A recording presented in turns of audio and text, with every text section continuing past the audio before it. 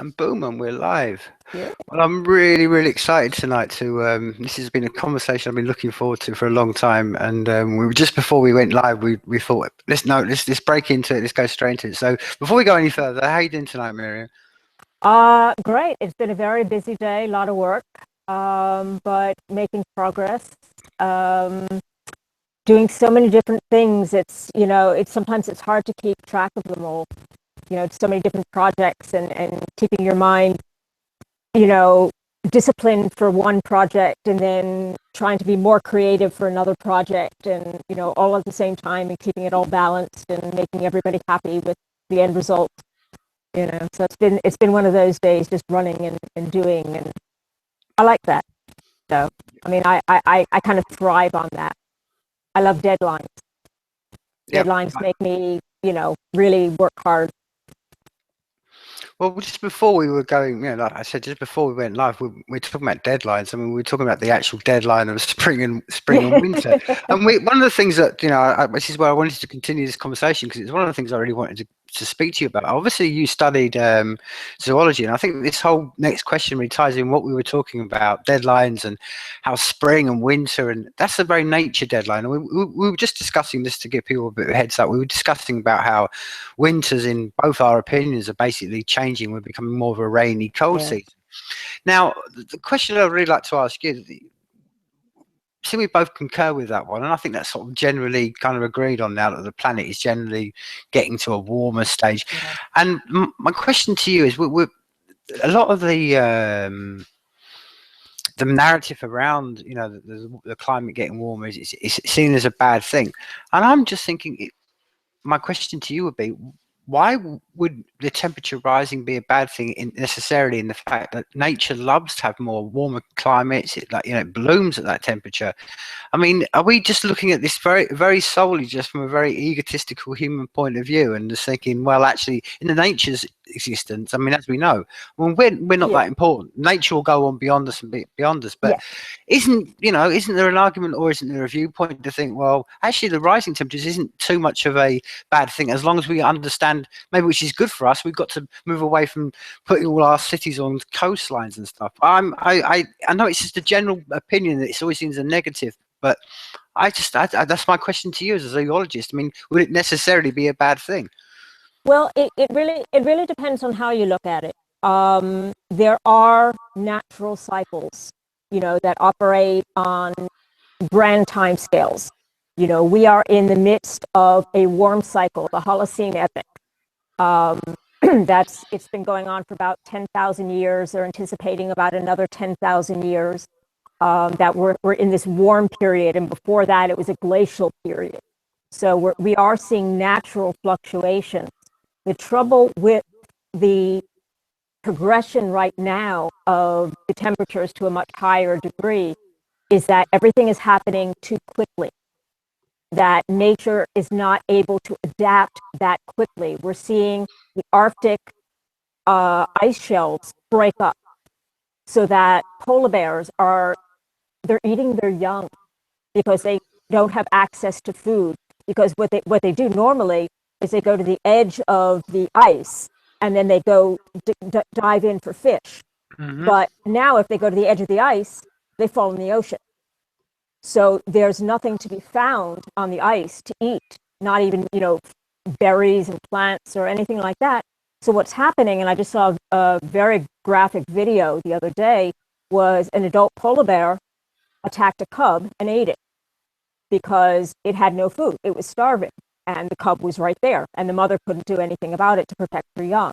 We're seeing birds that are mating now weeks before they were just a couple decades ago. And that throws the whole timing of the life cycle off and the predator-prey ratio. And the fact that all the ice shelves, both in the Arctic and the Antarctic, are melting, is raising global sea levels, which affects mammals and fish and everything that are living in the different kinds of waters, that maybe need warmer waters or colder waters in order to be able to thrive. But it's also flooding or is going to be flooding a lot of the coastlines on the continents, which will directly affect the humans who are living there. New York will become a swamp. DC will be covered in water again. That has happened before. I mean, they found extinct marine dinosaurs in the middle of Nebraska, which is right in the middle of the United States, where there's no access to water now. But they're finding marine specimens that live there. So at some point in the past, this was natural, but the rate of progression is going so quickly now that we may not be able to stop it from becoming a runaway situation. That's what happened on Venus.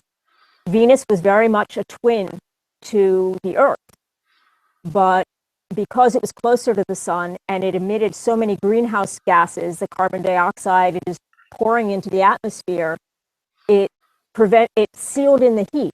It kind of formed a barrier and all the heat came in. So now the surface temperature is like 900 degrees. You can't live there.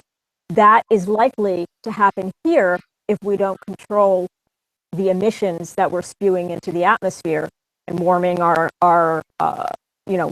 waters, creating more violent thunderstorms, tornadoes, hurricanes. These are all different aspects of a single phenomenon, which is that we are warming very rapidly. So that was kind of a very long answer to a very short question. But it really impacts the entire ecosystem, the entire world. Yeah, I mean, this to me, my thought process has always been behind this has been, I mean, we as humans have. And I don't. This isn't a philosophical point of view or anything, but I think we have a responsibility to the land we live on, and I think we've become very detached. I think the where we are now as a species is completely detached. I think most people have no understanding about the world they live in, from everything, how their food gets to them, everything. Yes. We've become completely detached from where we are, as a species. But on the other hand, I always sort of think that. I think that detachment has led to this almost arrogance we don't understand, as you mentioned before, that this can happen. I mean, we can be hit by a meteorite. This has happened before. Yes. I mean, they're finding these glass impact fragments all over the planet right now, and they think, like I say, 12,000 years ago there was some sort of event and it wiped out. So I think our responsibility as human beings should always be to be living in a better, it's almost a natural feeling. I think in most people would be like, we want to leave the world in a better place than we find it. And I think this is where right now, where I say this a lot, and I'm interested to know from your perspective, being from, how you see things. I think we're in a very, and I use the analogy of like we're a caterpillar, and just before it goes into the pupae stage, it will consume, and it consume, and then it crawls into the pupae, and then goes through this metamorphosis and comes out a butterfly, which is completely the butterfly and the caterpillar, that's poetic. They're completely different, Yes. And maybe now looking down at us as a species now, you would think, well, we're like that caterpillar. We're just consuming and consuming. But maybe we're entering that. And that's what I think we are. I think we're in a paradigm shift moment where we're in this pupae moment. And I think we're going to break through because look at the innovation, like you said. We can't stop. We can't put a brake on technology and say the innovation is going to stop. But again, this is where we have responsibility, and I think in this paradigm shift we're going to go back and we're going to look back at what we've done in the last 30, 40 years or my lifetime and think, wow, you were just almost, and I don't mean to say this, you were like talking monkeys, just bashing holes in the ground for resources. And hopefully that's what I think, just like you say, maybe we can take more responsibility is with the lead for things like, can we get away from this this things, because it's causing so much trouble. And this is where I think we are going through the paradigm shift, because this is the first time we can have these conversations. And not only is this conversation between me and you, this conversation will be spread virally, and the information gets out, and that is the paradigm shift. And the more this happens, the more the people that can dig these big holes and have this and the ability to do this through the resources they take through us, through whatever it may be taxes. If we can enter the paradigm shift and take that away from them, then we can put the brakes on, like we were saying, and maybe we can hopefully, instead of looking at the world really negatively, think we have the power to redefine what we've done, and we don't have to rely on okay, our fathers and people around us ruined everything, but we have the innovation to solve everything else. And I don't think we should leave that in the hands of other people, or honestly, I don't think we should be left in the hands of scientists. I think this conversation needs to be had on a very wide public between everybody, because I agree. it's only when everybody speaks about it that these ideas come up. Because when it becomes just in I've always thought this, when people become blockaded in areas, that information gets held into little ivory towers, and then things are never discussed. And this is what I love about decentralization that's going on around the world, that we can have these conversations, because I think it's essential, because it's no longer about whether one piece of information is irrelevant to one university or even one country. We're at a point as a species where we're entering a momentum epoch moment of us all, whether it's, like you said, whether it's the dangers of what we're doing to the planet. We've got to have this open conversation, and I think that's why I think that it's our responsibility. That's why I think if we can have these conversations, we can hopefully just push that little bit forward. Or as I look at it the other way around, I think one of the greatest questions we have to really wrestle with as a species right now is, this innovation is happening in front of us. What are we going to do as a species to keep hold of it and use it, rather than just being left behind by it? Sorry, that's a very long No, thought. no. It's a very good thought. The trouble is, there are a lot of people who will deny everything that you just said, and everything that we believe is true. They deny that we are warming the planet. They deny that we need to rely on renewable energy sources as opposed to sticking with coal and gas. And certainly the people in those industries don't want to see us changing, because that's the money that lines their pockets. And unfortunately, a lot of the people who are in power and who have the ability to decide, are we going to have this discussion or are we not going to have this discussion, they're the ones who are making the decisions. It's not the people, the scientists with the information or the thought leaders who are trying to put it out there. But as they try to put it out there, there's a big wall that comes up, in front of them and says, no, you can't talk about that. This is not happening. Don't believe it. And you don't get the conversations.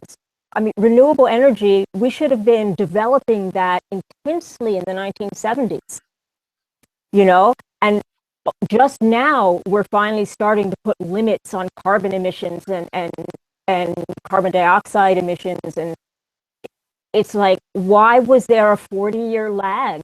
That was 40 years where we could have been building the infrastructure to save ourselves and our planet.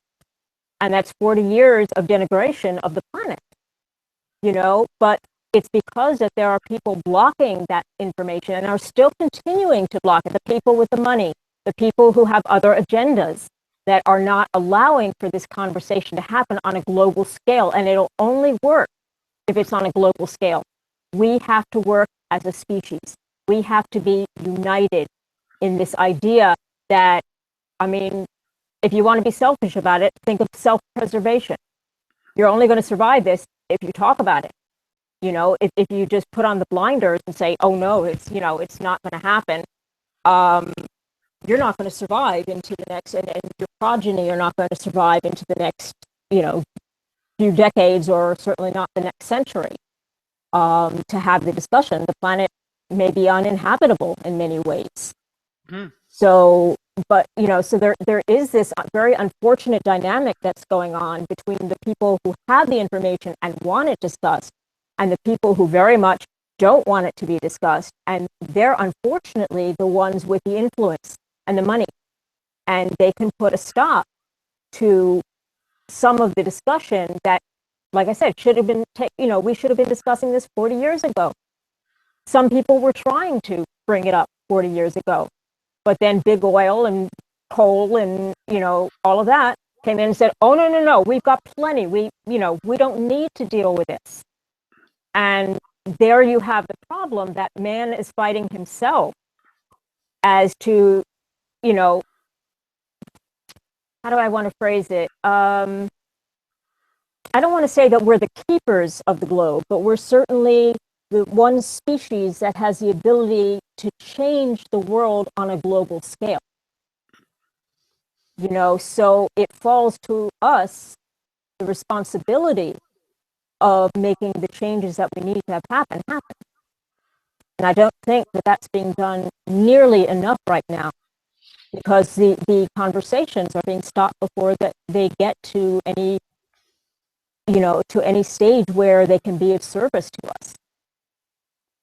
Exactly, and that's the kind of the thought process. I think we're where we are right now. We're in the process of as a species, and I think it is very. That's why I'm very positive about things. I think we're having every barrier is broken down. I mean, the way that the world has shifted, even in my lifetime, everything is complete. I mean, this conversation to me is, you know, when I was in my teens, this was been some sort of science fiction movie where I'm sitting there talking to a screen with somebody in America. That's right. So, yeah. You know, so I think we you know we're at a very epoch moment, because these barriers are being broken down one by one by one. And like you said, Miriam, I mean, I think it's always inspiring, but then maybe this is the way that history's always been, that the things that do open up the conversations, I always refer to it, the printing press. You know, this was this small little machine that, you know, and out of that came a whole renaissance in Europe, and because it broke down this idea that the church were the gatekeepers, and now we're seeing the same.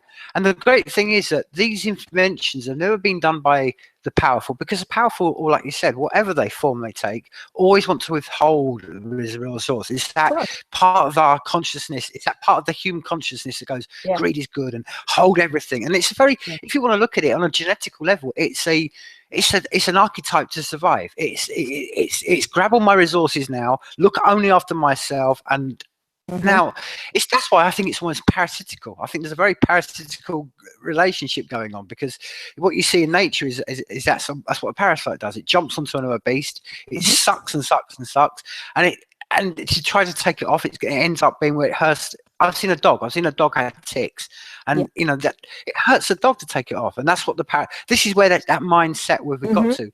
But this is what I'm saying. It's always left to small things that happen. The powerful, they can never withhold all information, and now this is happening. And it's, yes, you're right. The rally call for decentralization through technology and these conversations.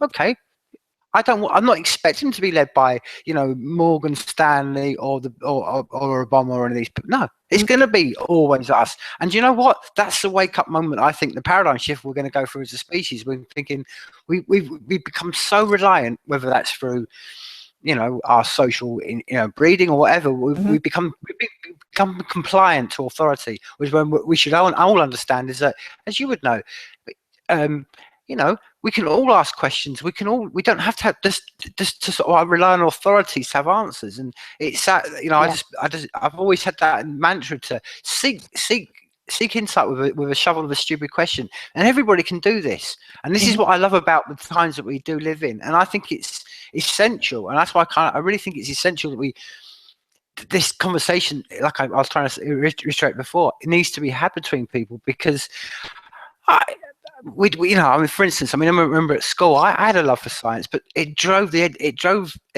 drove the love out of me, because I had these teachers with blackboards and stuff. And this is what I'm trying to say. This is why I want to, you know, I think it's good to raise awareness and have these conversations with people like yourself, because you've all that insight and knowledge you have, and you're just saying, you're not coming to me with any belief. You're just saying, look, this is the facts. And like you say, and people that don't want to listen to those facts, I think now we've just got to go, well, okay, then you are the ostrich with your head in the sand, and you're in the way now, and we've got to move on, and we can move on without them. And that's why I think we're in that inspiring ages and times, and that's why I think we can. More power can be done for us as individuals. We can make more of a change than we do ever have to rely on some scientific paper being passed down and passed into Congress, and then 10 years later we've got some bit of law that no one ever takes a notice of. I think it also needs to be, I mean, you brought up the idea of education, and I think that's a very important piece of the puzzle here, is that children need to be made aware. Education needs to be not a teacher lecturing on a subject to, to the boredom of the students, till they can't wait to race out the door. But it needs to be an evolving process where the students learn about these things, learn about what the world is going through on a political level, on a social level, on an ecological level, and be exposed to these and be exposed to the idea of thinking for oneself. I think that's incredibly important. I don't consider myself as having a good education until I reached college. At that point, I had professors who opened up the universe for me, literally. I'm fascinated by all of the sciences. When taking physics and learning that no matter what we do, whether it's to lift our hand or to drive a car or to jump off a diving board, it can all be explained by physical laws, and that these laws can then be applied to new processes to invent new machines or new ideas. Or it was very important that the subjects all be joined, that physics was not in isolation from sociology, which was in isolation from history. They all had to be taught together, using, say, the Industrial Revolution, the Scientific Revolution. What did we learn from an historical perspective? And, also then what did we learn during that period scientifically? So we had to be learning how one influenced the other, how history shaped science, how science shaped history. And I think there's not enough of that. There's a lot of, certainly in this country, there's huge discussion now on teaching to the test, because they're requiring more and more and more standardized testing, and kids are not receiving an education. They're simply getting taught what is going to be tested for, on the statewide tests or the national tests. It's not education, it's simply memorization. And I think we really have to think beyond that.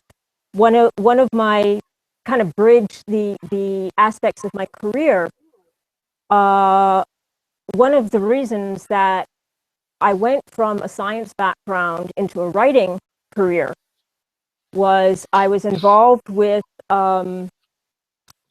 it was one of my the one and only English class I was required to take in college, which when you think about it is just mind-blowing that you only have to take one course, in the language that you're speaking. But my professor allowed me, instead of doing the class project, which everybody had to do an individual project, term project, she allowed me to enter a competition that the Honeywell Corporation was running. And for that competition, I had to write 3 essays. They were to be set 25 years in the future. So this was 1984. So I had to set the time as 2009.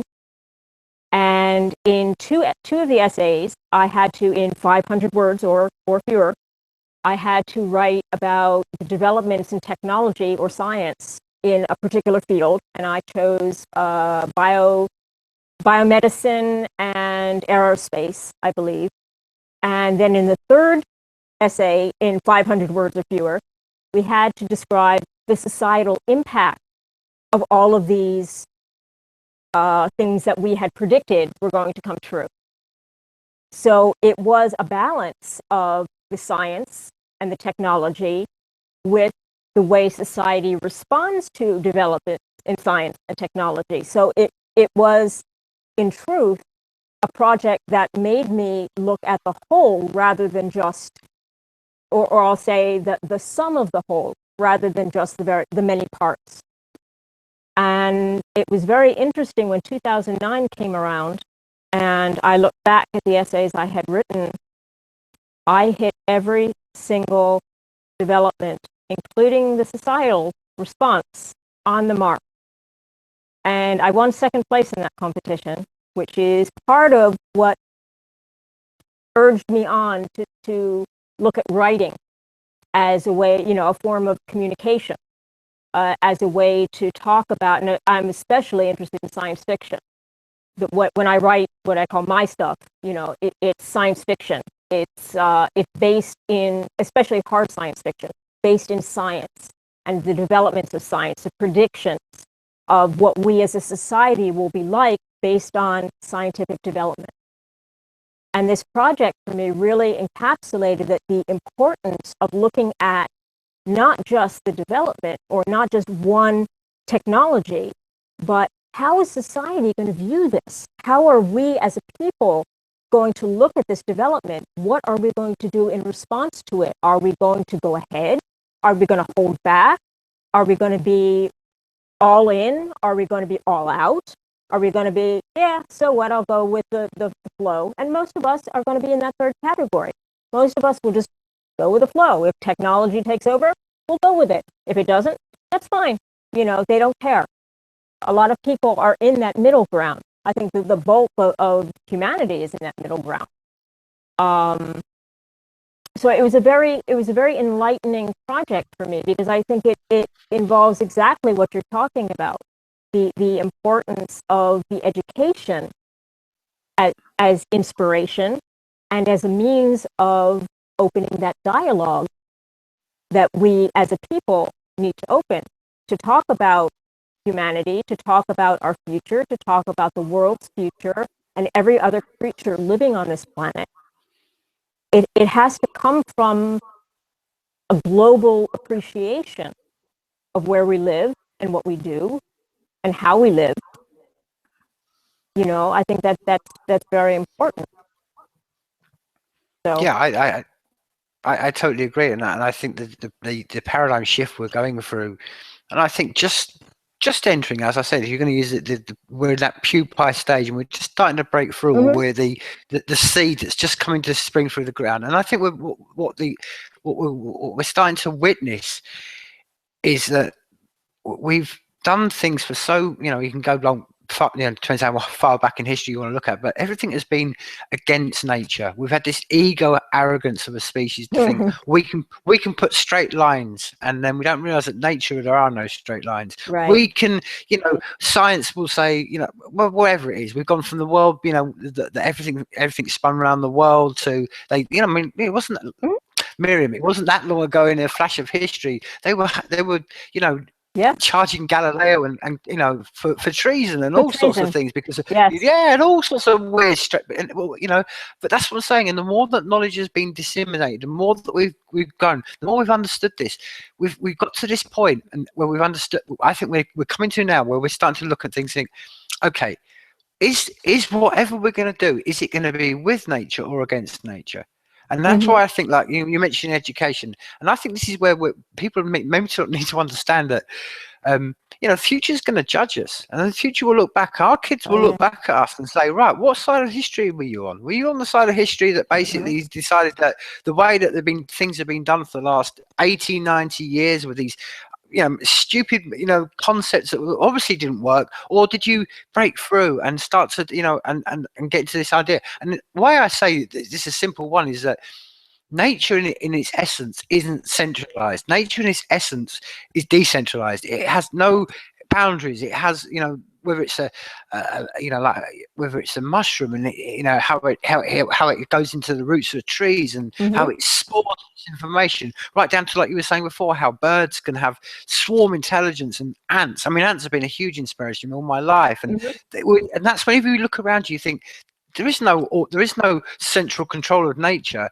But we as a species have this ego, which you were mentioning earlier on, of this, we can control everything.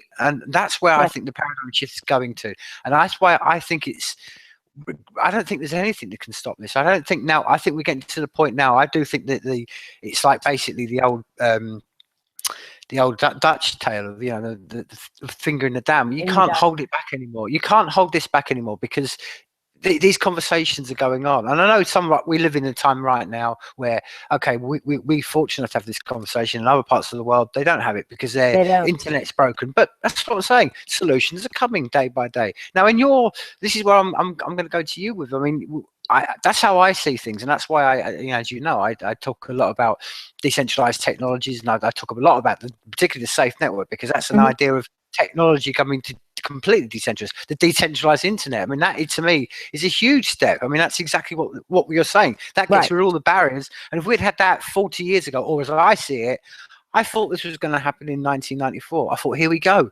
This is going to be it. We're going to be able to all communicate. We're going to take them. We're going to be able to take the money out of their hands, and we're going to be able. And it didn't happen because this taps into what you're saying, Miriam. And this is why I look at my generation. I'm happy to say this. My generation. I mean, I don't know what it's like in America, but we all came through in my 20s, and we wanted to bring down, this government. We wanted to do this. We were all, we didn't understand our parents with this racist attitudes, and we were all, let's go and change the world. Let's go and change the world. And then I'm going to be real about this. I remember getting by my 30s, and I remember looking around at everyone thinking, wow. They've all just gone, had kids. They're all voting now Tony Blair. And then, Tony Blair became Tony Blair, and we know what Tony Blair became. And before you know it, it's like a whole generation's passed. And that's why I think it's essential. And that's why I do really try to fly the flag a lot and saying we can't. It's essential. We don't make that mistake again, because I don't want to be judged, because as I said, the future is going to judge it. And I think that as we look back at and we look at our parents and think, wow, you all grew up in a world where you were racist and you did this, and I don't understand it. I don't think the future is going to be that forgiving of us if we don't make the right decision now as a species. And that's why I think it's essential these conversations go on. And that's why I think they're really positive, developments going on, because that's what I'm saying. I've never known in my lifetime the idea of a decentralized internet where I can communicate and nobody can stop me. That's to me, that's huge. And I don't know whether you talked about that in your thesis for 2009, but I mean, that's a big monkey wrench in the idea, like you were saying, all the power systems, because if we can have free communication and start taking, like you said, knowledge into our own hands, and maybe understanding that we are the brains of our own central nervous system. You don't need anybody else. It's all in here. That's a huge step for humanity. And it's what we do with that tool. And it's like everything else. Because you said, you're right, humanity generally falls in the middle zone, like nature does. Yeah. When a beehive moves from one place to another, a few bees will go out first, and then the herd will follow. And you're right, the herd will follow whatever is the right decision. That's why I think it's important that if we're using that analogy, that's where we are as a species. That we, and this is what inspires me, that this is being shaped by the creatives. This conversation is going on between us, and it's not two suits in a room talking over, how can we make this into loads of money, or how can we use this to? It's going on between us, and that's what I think. I think the rally call for all humanity is right now: get on board and shape this, because we can shape the future. We can. I don't want to be fatalistic about this, because I like to think that I'm more positive than that. But I look at the world around me. I look at the liberties that you and I take for granted, and I see how much of the world where those liberties are deprived, where people do not have this luxury of talking about what we're talking about right now. They don't even have the luxury. I mean, you talk about a lot of women in the third world. They literally have no voice. There are women who are not permitted to speak. That they're covered from head to toe. They're not permitted to speak. They have no voice. They have no say. That's a huge percentage of the world population that can't speak up for itself or for what needs to be done. And these massacres that are going on in country after country, countries that are at war for decades with their own people or with the neighboring people, or,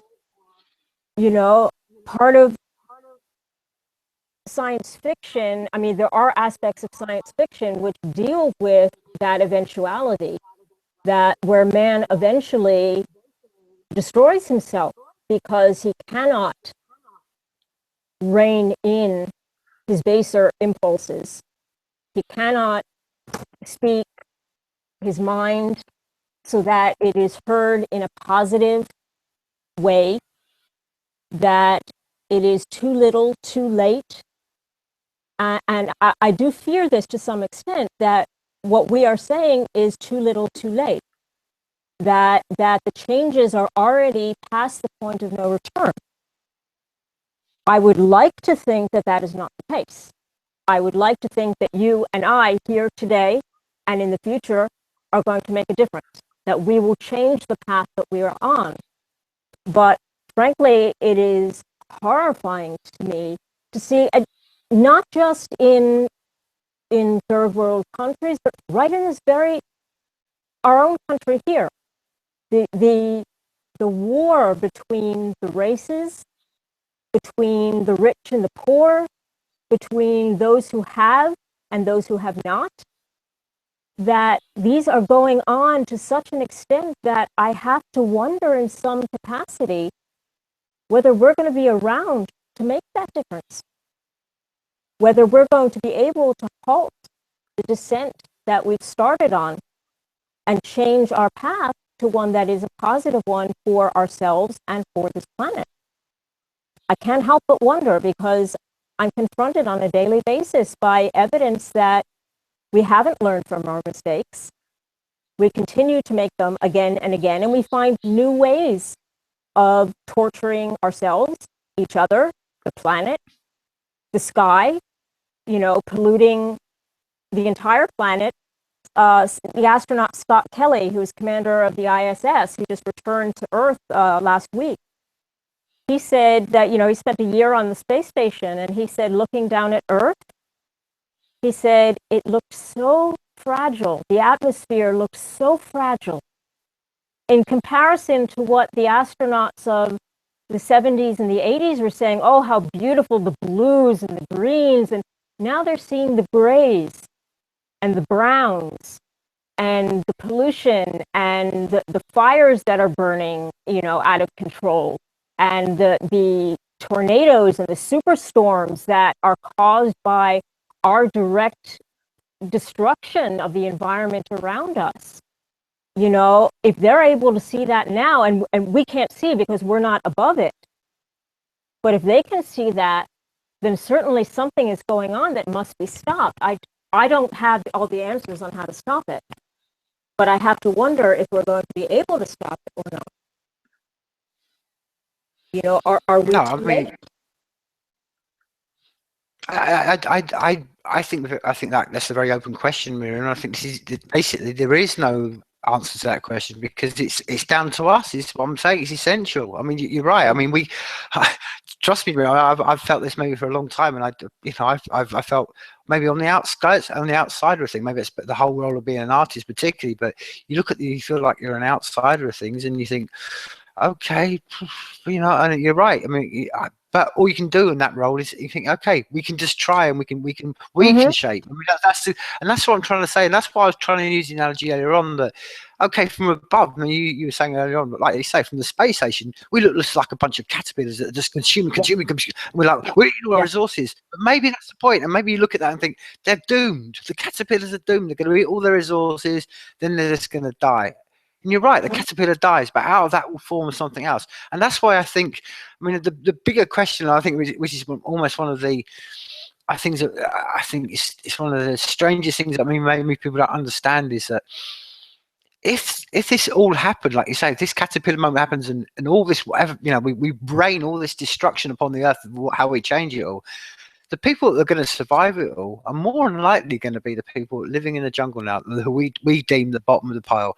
The people that are living out in the jungles, and they're completely in touch with nature. They understand the cycles of life. They understand the stars. They understand everything else. They're not the ones that are chucking petrol in. And maybe it's the old thing. I mean, that's what I'm trying to say. The arrogance of people that we are in my country, your country. We're so, as I said before, we're so far removed. And I think that's one of the shifts we're going to have to all wake up to. It's just, and the thing people say to me all the time is like, oh yeah, but I've got no desire to go and live some hippy dippy lifestyle. I'll say, no, you haven't got to go and live some hippy dippy lifestyle. You can make small steps. I encourage people on a daily basis: buy a plant, just one plant, and understand, and just by looking after that, then that makes you in touch. And then you have then you understand that. Then maybe and then it starts to bloom, and then they start thinking, okay, I'll do my garden, and before you know it, these are the small steps we can make. Because I think the crucial step beyond everything is because me and you, Miriam, we're like ants facing an elephant. And okay, we look doomed. We're tiny little ants. There's a huge, great big elephant of corporations and governments in front of us. But maybe we are doomed, and maybe we're not doomed.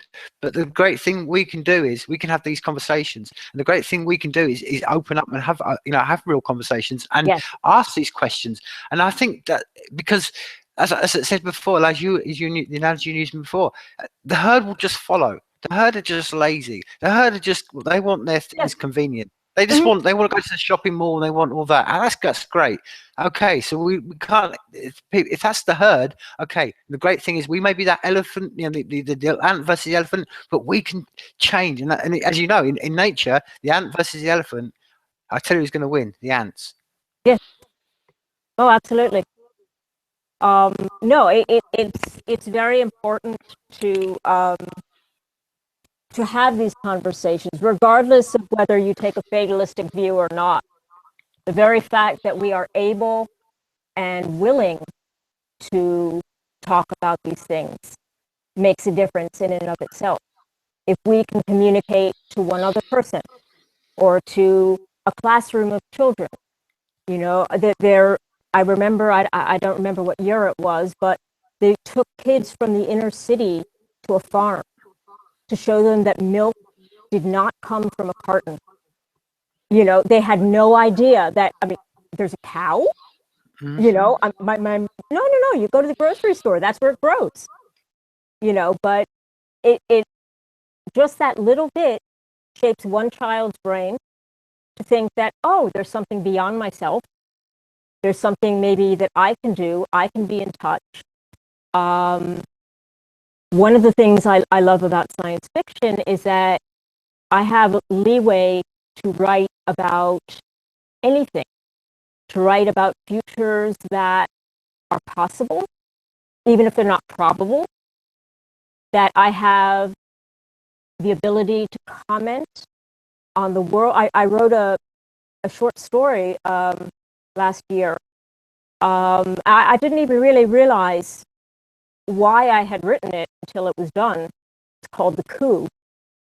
It had started as what I call an ultra short, a story complete with a beginning, middle, and end, told in 150 words or fewer. That's it. That's all. If you have 151, you have to figure out what word doesn't belong, take it out. So I had written this story about kind of the ending of a coup, and then I decided, let's open it up. Let's see what happens if I build the society, and then I pit this person against this person, or this position against that position. And I realized when the story was finished, I had been writing straight out of the front page of the newspaper. This is stuff that was going on all around me that I had been influenced by, that I had seen but didn't know how to respond to, so it came out through my writing. That this was a way I could talk about these things in a fashion that other people could understand and perhaps relate to. That wasn't just hitting them on the head with a hammer and saying, listen to me, listen to me. This was, hey, this is a what if. Here's a story. What do you think? And then you realize that the story has connections. And that in itself gives a story a voice. It gives the writer a voice. It gives the story a voice. It has, with each reader, it has a new life, because each reader brings their own interpretation to what has been written.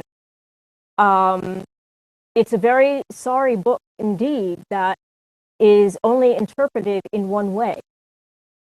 That is taken, because if everybody agrees that it is exactly this way, then something is wrong with the writing.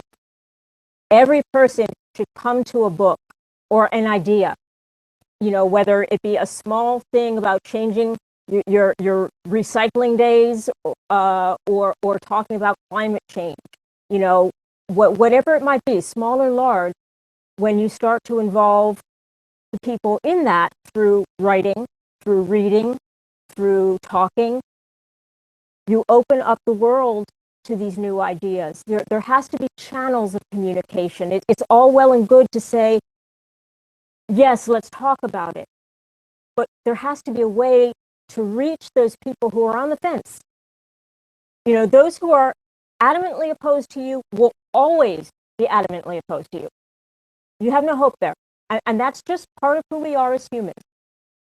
But there's that large herd of people that's sitting on the fence.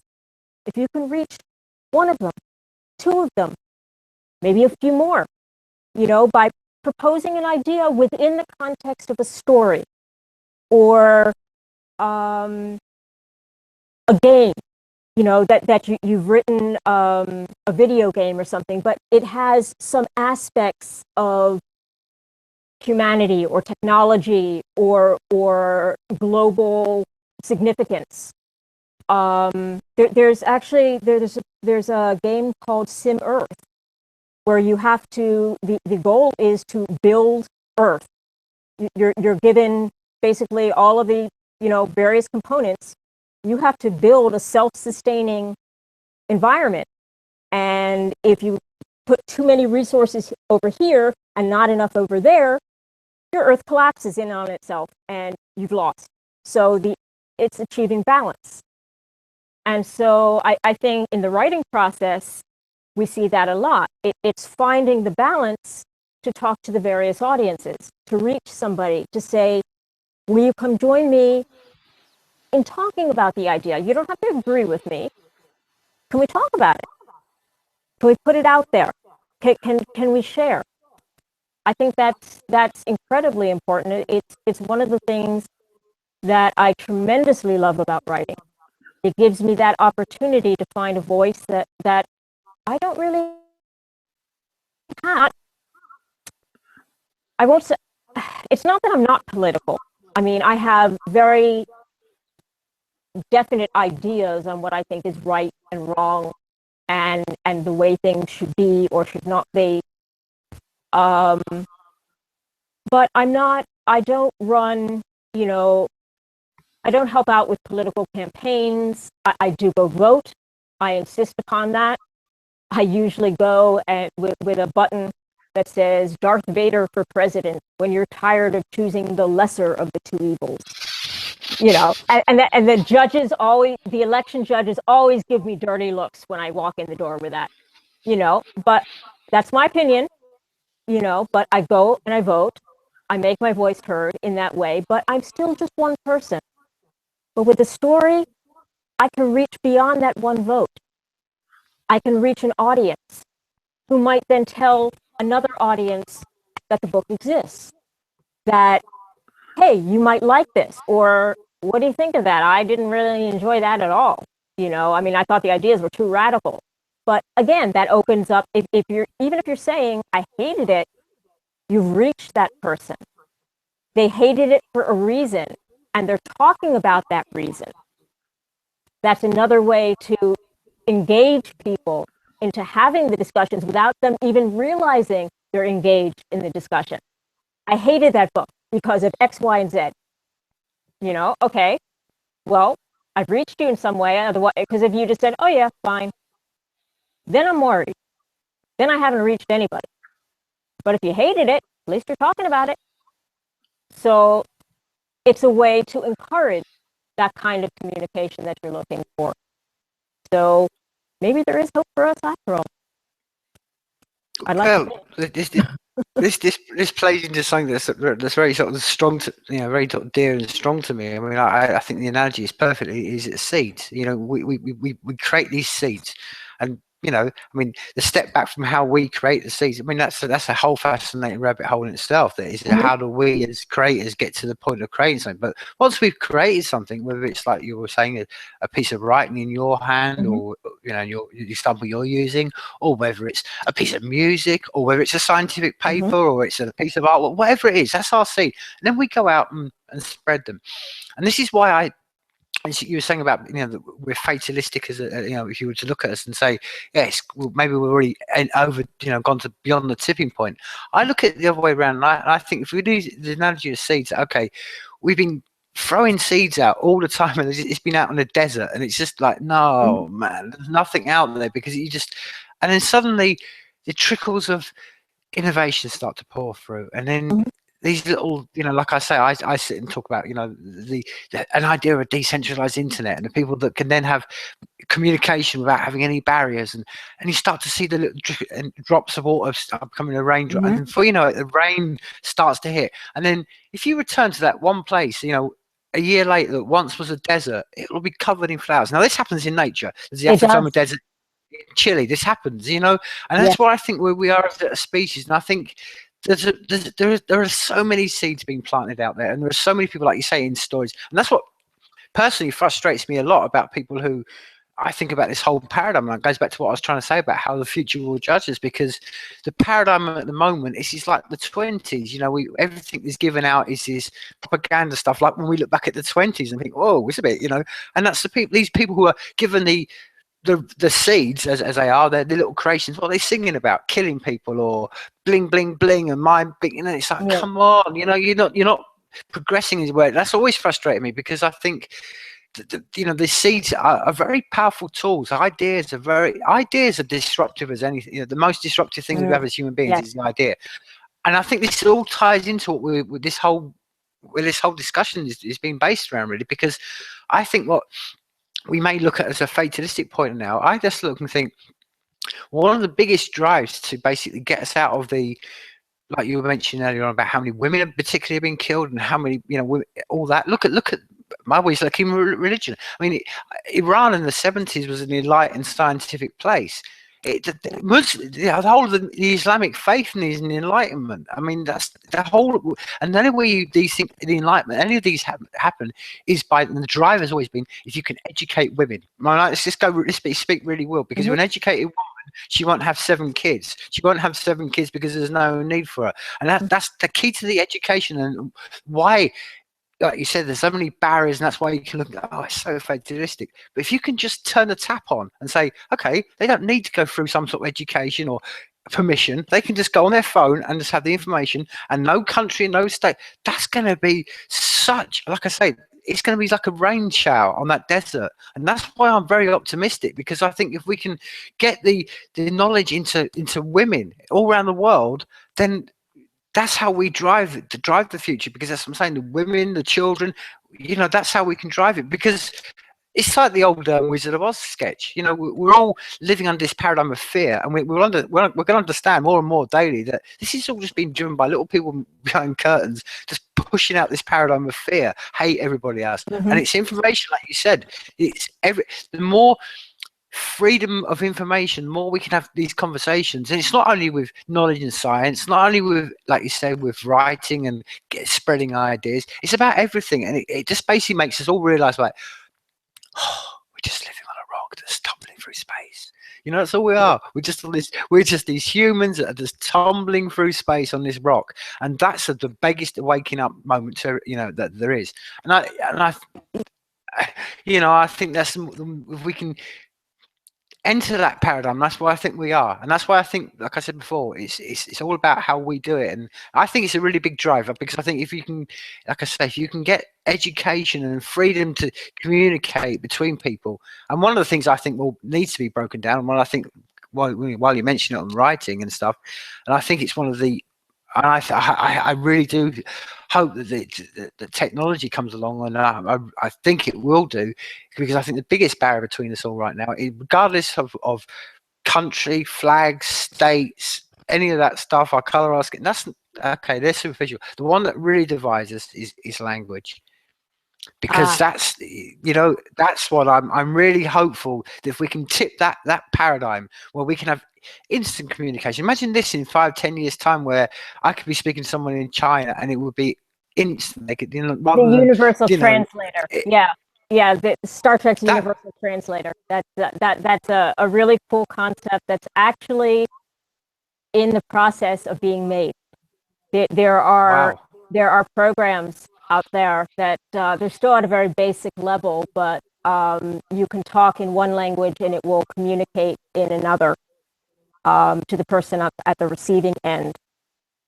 My fear, though, is that the barriers to reaching the people who are not educated, either by circumstance or by design, the people in power who are desperate to stay in power and keep those below them not in power, will be such a barrier that we'll be off having our discussion and the rest of the world will go to hell. You know, that I don't know how we get from the two of us talking and saying, yes, these are great ideas, and trying to reach, you know, one person. I mean, yes, we need to do this, obviously. But there are so many countries where we can't even begin to start to communicate. One, there is language. Two, there is a fundamental idealistic shift that what we believe to be self-evident or to be humanitarian liberties are viewed as heresy in those countries. And the people are kept in servitude, in ignorance. And I don't know if we are at the point where we can still reach out to those people, or if that barrier has grown so large that it will resist any attempt we make to communicate. Okay, well, I mean,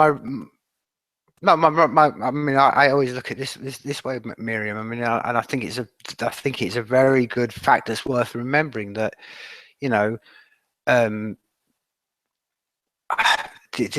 just look into the exact numbers, and I don't want to give a number off the top of my head, but the amount of, you know, spread of mobile phones. Now, you know, that's what I'm saying. There's kids in Africa walking around with a phone in their hand that have more, like I say, import to information than Clinton had back in the 80s. And that, to me, that's what I'm saying. And okay, like I think this is what I'm trying to say. These are the ones that, it's always the same thing. People always look at anything when it's science fiction. I mean, the amount of science fiction that's read, and it's all about the rise of the machines. The machines are going to destroy. And they know, and like, look at all this, look at all the science fiction films made in the 70s, and none of them saw mobiles.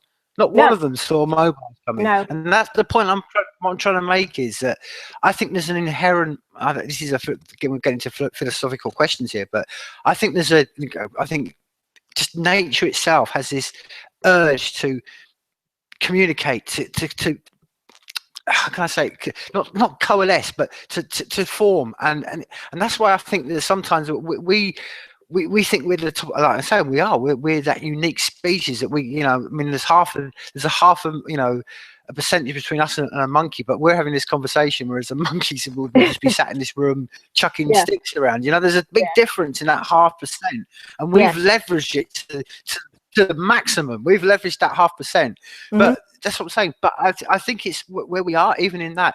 I think we're still, like you said, Miriam, we're still part of we're nothing special. We're still part of a universe, and I think the universe itself has this almost a force. And I don't want to get. It's not. That's not spiritual or anything. Because it's not. No. I just think there's everything.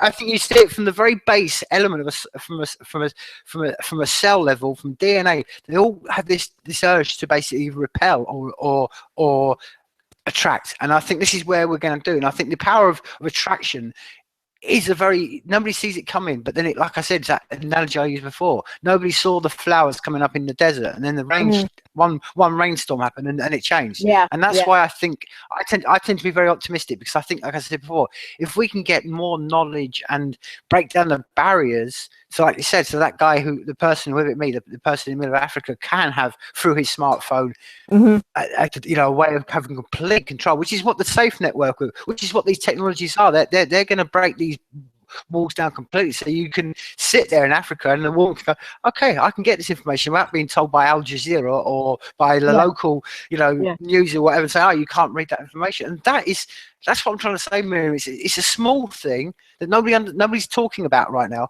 but it could just change everything. That's why I think it's going to be the caterpillar butterfly moment, because I do think that when we're going to look back in 20 years' time from the future, just as it is now, look at us and try to look, as I said before, I mean, nobody saw this coming in 2000. I mean, you did, but I mean, do you know what I mean? It's most people didn't. I mean, I was looking at the other day, in 1992, there was only 50 published sites on the internet. I mean, it's incomprehensible of how far we've come, because the internet went from a DARPA to when it was switched over and it was opened up to the public. Yeah, in 1992 there was a point when it was 50. And you think, wow, look what we've got. And that's what I'm trying to say. Nobody saw it coming. I mean, if you read, nobody in the computer program world saw this coming. I mean, there's great quotes from people in the 50s saying, "Oh, hopefully one day we'll get to the point where there's one computer in every city." They didn't. They don't. They never. That's the point I'm trying to make, is that they never see things happening. They never see things happening, and I think it ties in with this idea that there is a nature that's what's is all. I boil it down to a phrase and saying the universe has our backs, and I really do strongly think this. I think that, and I logically see it, that if we go with nature rather than against it, then nature will be fine. It's not, it's when you start to fight the natural systems and try to impose your will upon it, then you're in a loop, and you're going to be, as I said, right back to the very beginning of this conversation. It doesn't matter. We could all be wiped out as human beings. The planet will go on.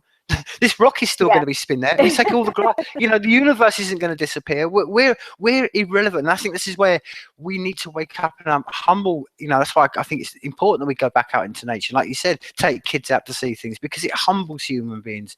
Instead of thinking we're at the pinnacle, that we're not. We're just we have a fraction of time. Our time is short, and we're just a speck in the universe. And I mean, that's why I say to people, go and look at the stars, and then that humbles you, because you just realize how we're just this tiny rock in this huge expanse, and then we worry about someone's color of their skin. Really? Yeah, I know. I mean, and it's I think more prevalent in this country than in yours. It's a daily issue, a daily communication, a daily fight. That you're not the right color, you're not the right size, you're not the right something, and there's a serious lack of looking at the bigger picture. I mean, we're all here. The difference, the definition of a species that makes one species different from another species is that two different species cannot interbreed. Every human on this planet, regardless of their place of origin, their skin color, their beliefs, their whatever, can breed. We're all one. We are all of one species. And the problem is just trying to get people to acknowledge that, to see that it's not, we're not divided along racial lines or ethnic lines or all of that.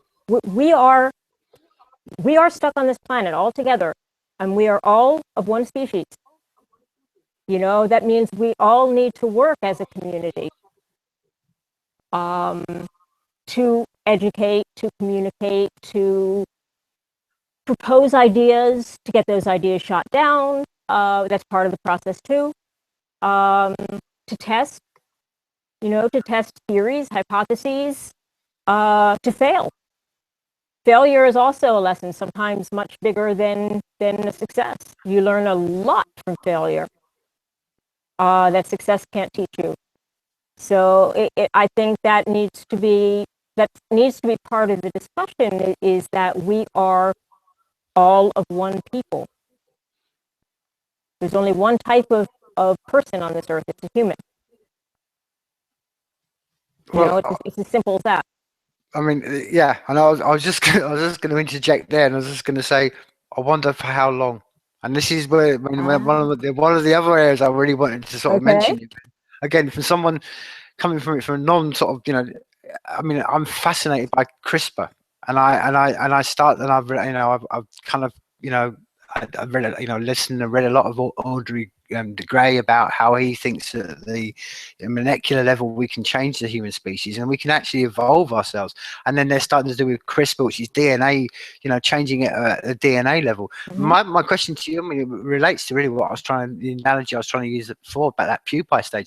I mean, do you think that there's even this human, what we're looking at is just a phase? And if you looked maybe, I don't know, 100 million years down the road, or 10,000 years down the line, or whatever it may be, that this is just a passing, Oh, part of evolution. I mean, yeah. is that's what I'm saying? Are we entering those days that we could basically just evolve from being human? I mean, because we're starting to crack these very fundamental with our knowledge, and like I say, that's what we've done as a human being. That's what I'm saying. We've leveraged ourselves up to the point where we know what CRISPR is, and we can start to even think about these things. I mean, are we? That's what I'm saying. I mean, you used your analogy earlier on. You were writing about your essay and what it's going to be like in 2009. I mean, do you think if we're going to write the essay now, say, okay, push us forward, not 25 years, let's push it forward 250 years. Do you think there'll still be humans around? I mean, do you think or will we just become, we've bred ourselves and become half centaur, half human, half horse. One day I'm a horse, the next day I'm. Well, evolution works on a grand scale and on a very long-term basis. We do not evolve from one day to the next. We do not evolve over the period of 100 years. We evolve over the period of thousands, tens of thousands, hundreds of thousands of years. Our ability, though, to manipulate DNA, I know in Britain it was just legalized to muck around with the human genome, so to speak. It's not yet legal in this country to work with human DNA. But yeah, I mean, in small ways to change, it'll allow parents to decide the sex, the color of the skin, the color of the eyes, of their children. Smaller things, what diseases they'll be resistant to, but with that comes a certain degree of hubris that we fall into the trap very, very easily. We believe we are all seeing, all powerful. We can do this, and we don't think of the consequences of our actions. What's happening right now is that our technology is far outpacing our wisdom. And we need to have ethical guidelines in place for developing these new technologies, including the ability to create new life. I mean, that's a tremendous amount of power to be able to create a life. And to be given that power is, some people would say, to make you a god. I don't know if I'd go so far as to say make you a god, but it certainly puts you in the realm where you may not be thinking as clearly about what you're doing as about the goal that you're trying to reach and what can go wrong in the process. We need to have guidelines for how we develop our technologies, guidelines that keep us, our worst enemy, from ourselves, because we are our worst enemy. We are also our best supporter. We can do amazing things if we are given the opportunity. We can also do horrific things if given that same opportunity. And we have to, at first, acknowledge that both aspects exist. The ability to be wise and powerful, and the ability to be destructive and self-destructive. By acknowledging that, we can create the guidelines that will let us all move forward, that will get us out of these crises that we are now experiencing in terms of the planet, climate change, religious factions, warring with each other, the ability to manipulate DNA so that we get a new species from what was, that's never been seen on this planet before. I mean, that's a tremendous amount of power for someone to have. So, but we need to be wise about it. And I think that some degree of caution is very prudent, that we should not give ourselves the blank check to see what we can do. I mean, we can do a lot, but we can also end it pretty quickly. We can suddenly create nuclear winter, and there goes the species. We have our sixth mass extinction. There have been 5 mass extinctions over the course of the planet's history. The end of the Permian, I believe it was, 95% of all species, plant and animal, on this planet disappeared. 95%. Now, humans weren't around then. So this was a natural thing that happened because of meteors hitting, volcanism, spewing gases into the atmosphere, a lot of different things. Now we have the ability to create some of this stuff or prevent some of this stuff, but we need to be wise about how we implement it. Because without that wisdom, we will end up destroying ourselves and everything else on this planet along with us, which would be really a shame. I'd like to see a better future. I'd like to be here to see it. You know? So. Yeah. Well, I think, I mean, I think this is a great place to put a flag in this. Maybe it's to return to another conversation, because I'll tell you what it is. I mean, I don't really want to go down this rabbit hole, because I know it's a very, it's for the time constraints we've got, it's too big a thing. But I mean, that you mentioned it then. This is the sort of thing that the flag I want to put up, when we definitely return to. You mentioned about how, evolution is a very long and, long process. I mean, but I mean, there's evidence. I mean, for instance, there's sharks. They've now witnessed. I mean, it's even sharks are now basically just starting to do, jumping out of water that wasn't witnessed 30 years ago. No, maybe we weren't looking for sharks jumping out of water. But the point is that learned behaviour, and you sort of see this in that's what I'm saying, in a lot of intelligent in swarm behavior, it can be learnt very quickly. I mean, there's stories of how, and even on genetic ones. I mean, for instance, I mean, I was reading just the other week about how there was an experiment, how they went from foxes who were just really wild, and then he was running a fox skin plate, for the fur, and how he ran a side experiment, and how they took the most aggressive, just by selectively breeding it, and within 10 years they'd basically changed this gnarly fox into this cute little puppy that was like, and like, wow, that was only in 10 years. Now that's why I'm saying, that's why I want to put a flag in this conversation, because I'm this whole perception that we're told, I don't know, the theory of like, oh, it always takes really long and it's a slow. How do we know? How do we know that we're not just, that nature's actually on a progressively just accelerating scale, and it can evolve really quickly? Now, maybe the reason I mention this, I think the only problem that ever happens is for us humans, because we go, oh, but no, well, nature doesn't give it. To be honest, doesn't care. We just it'll eat us. So this is another conversation that I think we will definitely return to, because I think that's something I think it ties into, and this is why I think it ties into, because does it tie into the fact that maybe is our planet spinning faster? Is time speeding up? These are other areas that I want to sort of tag onto that conversation and come back to. But bear in mind, we've only got kind of like 15 minutes left, and I really wanted to sort of, I think it'd be almost a miss not to sort of have this conversation without you mentioning about Bumbershoot. So now, please just tell us more about. I mean, I like to say, what it is generally, but tell us more about how you sort of came to sort of start Bumbershoot off, and what what it's all about, really. Give people an insight into what Bumbershoot's about.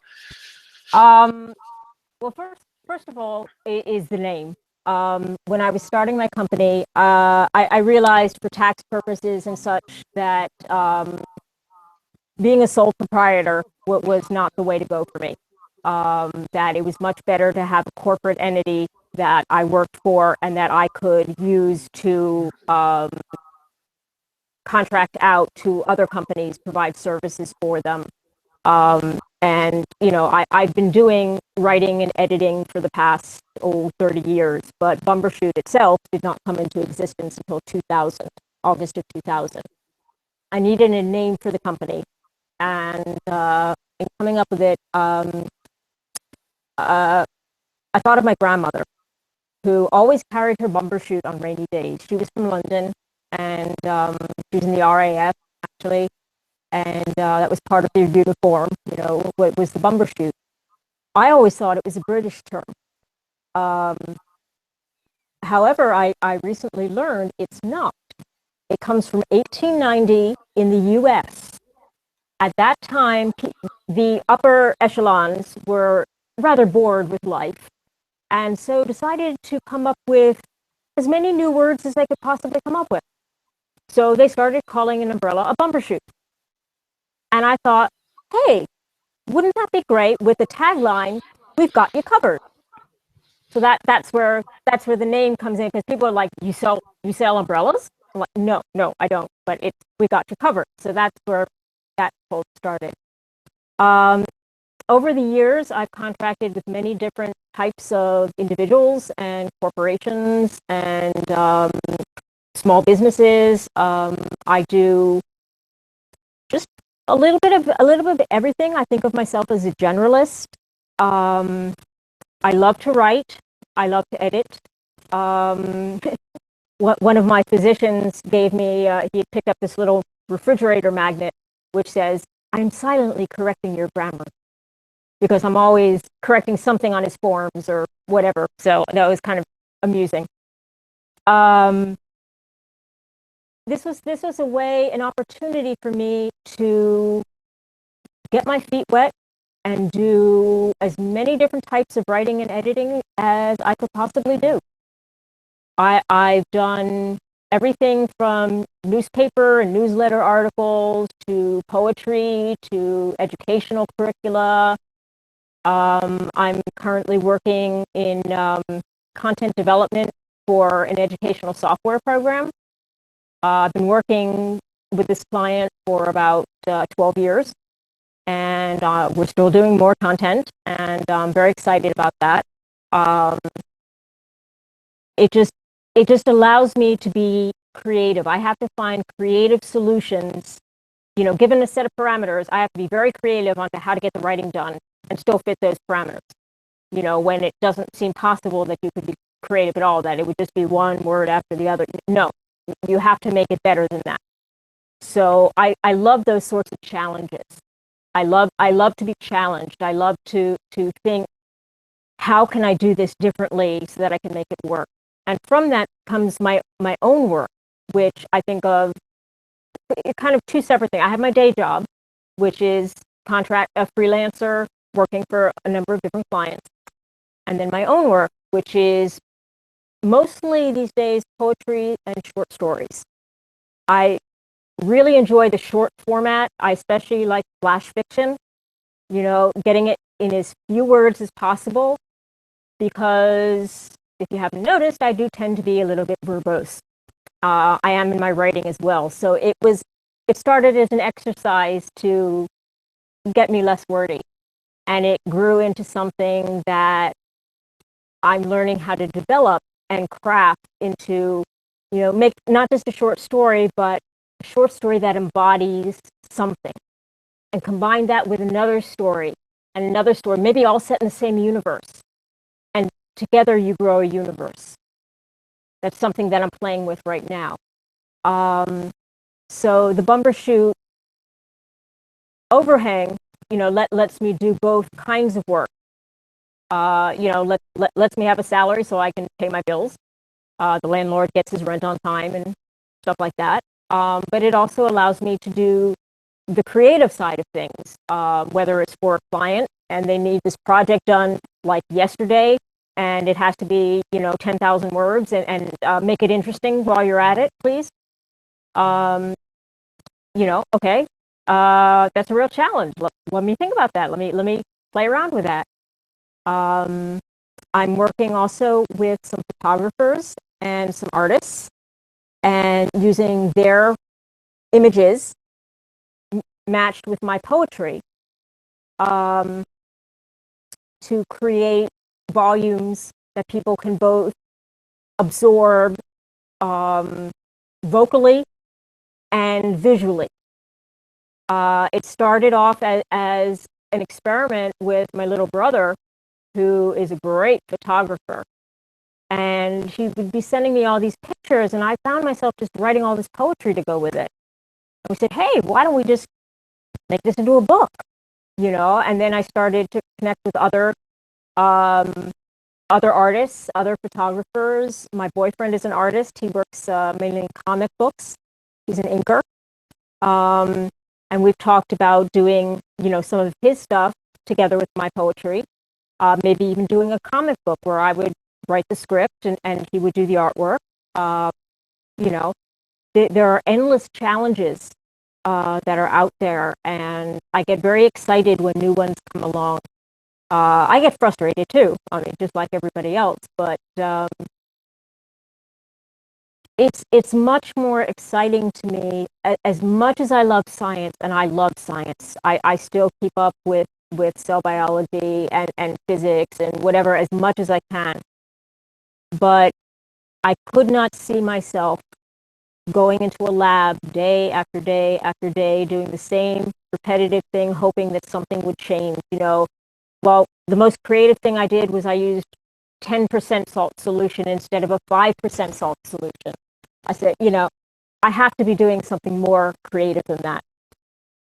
Something that would give me a voice, that would allow me to be heard.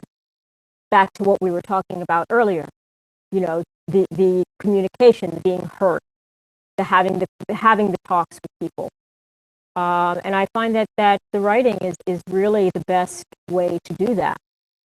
And I get very excited, when I have a new project. I get terrified sometimes, when I see the parameters of it, and then you just work through the solutions, until you find something that works, and you go with it.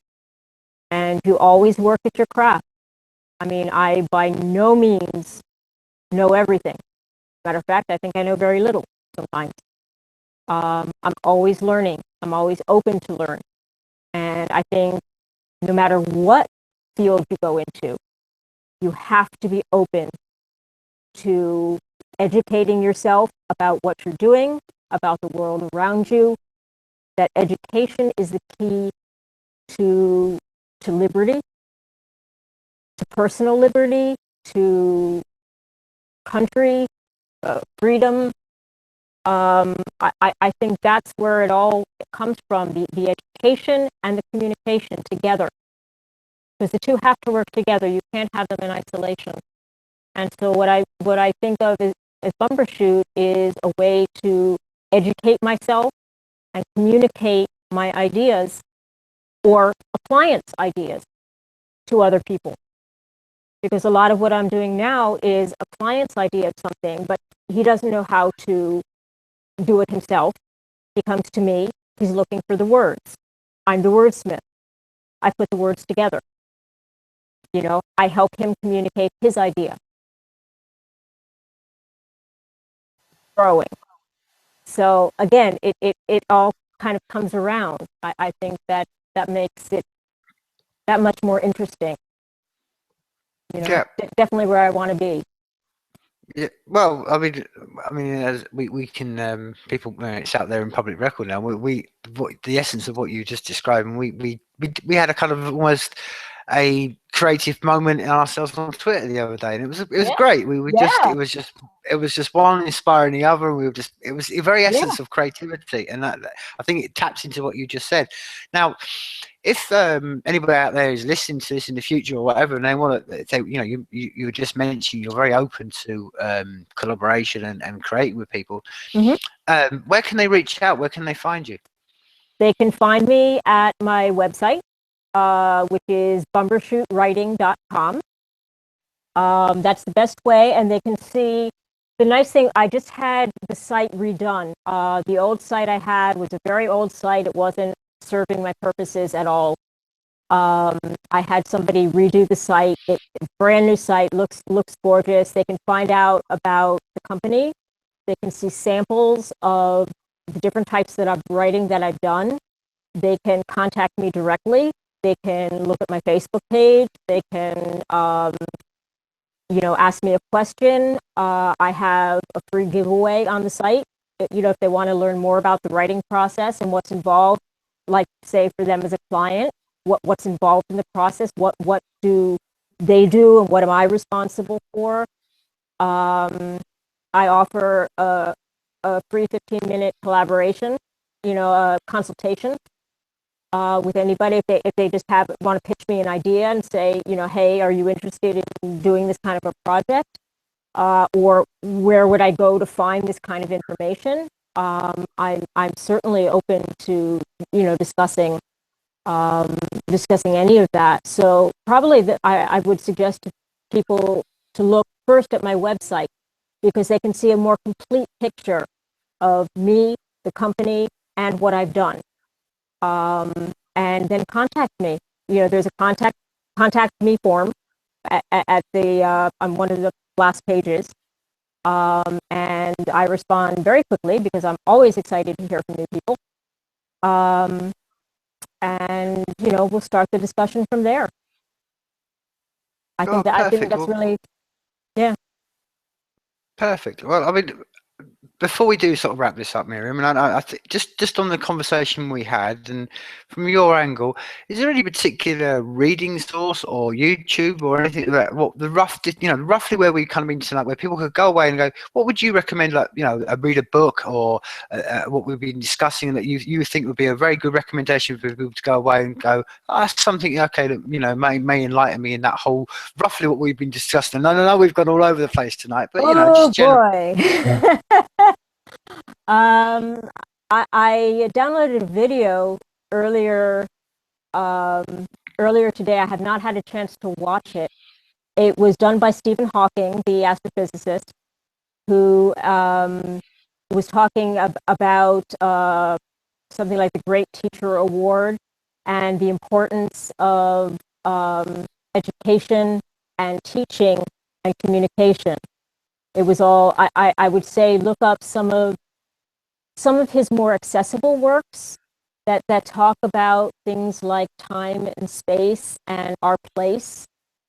I would say just Google, environmentally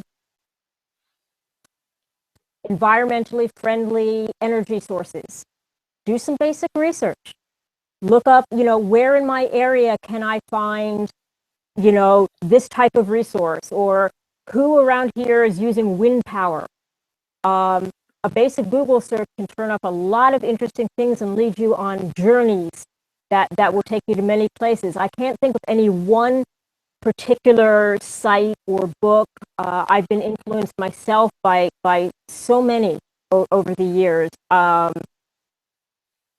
tend to think of what great science fiction. Ursula Le Guin's The Left Hand of Darkness is one of the all-time greatest books ever written. She posits a world without gender. And if you want to talk about breaking down barriers and how a world like that exists and communicates, it's a very dense book, but it is well worth the read. Any of her other books also are equally exciting, mind-stimulating. I would say she is definitely one of my go-to writers for if you if you are looking to learn about yourself and the world around you and how you can make a difference. Well, I tell you, what would be perfect. After we finished, I mean, if you send me some links, and we'll post Sure. them up, and we'll put them on the various threads, because it's I mean, it's the very essence of what we've been discussing tonight. It's all about spreading seeds, and spreading information, and having, as we've been just tonight, a very insightful, open discussion. Well, look, Miriam, it's been absolute. Well, it's flown, and I can't believe. As I said to you before we went live, I knew there was going to be so many left, unleft answered questions and there was ever going to be answers. So, but that's the very essence of this discussion. But as I said to you before going live, let's make this the first of many conversations, because there's a lot more we could talk about. Like I said, it's been absolutely, an insightful conversation. I'm looking forward at some point in the future to speak to your beloved, your right hand man, the artist Joshua. So I mean, that's going to be. I'm looking forward to that, because I've been blown away by his artwork, but that's for another day. But but like I say, it's been an absolute pleasure tonight, Miriam. And well, for me here in Scotland and all over from the States, I'm going to say life is people.